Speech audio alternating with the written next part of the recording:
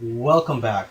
In this video, I want to go through a couple of list building methods that I use to build my list. And I know there's hundreds of list building and traffic methods out there, but I just want to talk about what works for me and stuff that's based on my experience. Okay, so I mean, this isn't necessarily the best traffic or list building methods out there, but these are the ones that I use and they work for me.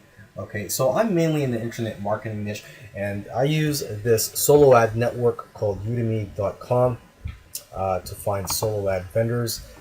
Now, if you don't know what a solo ad is basically where you pay someone who has a list to email their list with your free offer.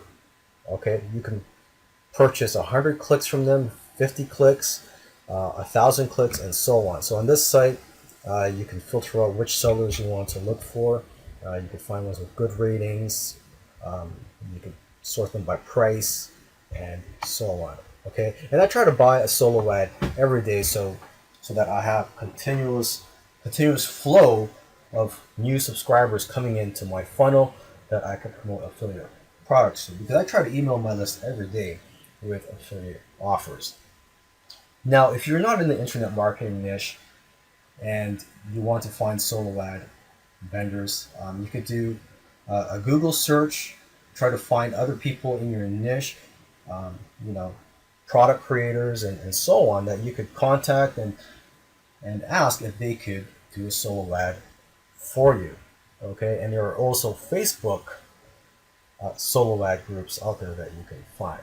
You could also go on ClickBank to find potential solo ad vendors, because on ClickBank, these are product creators who have responsive buyer lists. So find people in your niche and ask them if they could email their list your free offer. Okay.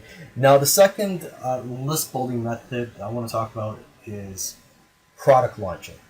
Okay, a lot of people use product launching to make a lot of money. I'm sure you've heard of people launching a product and generating hundreds or millions of dollars. That's great. I launch products and I generate a windfall of cash.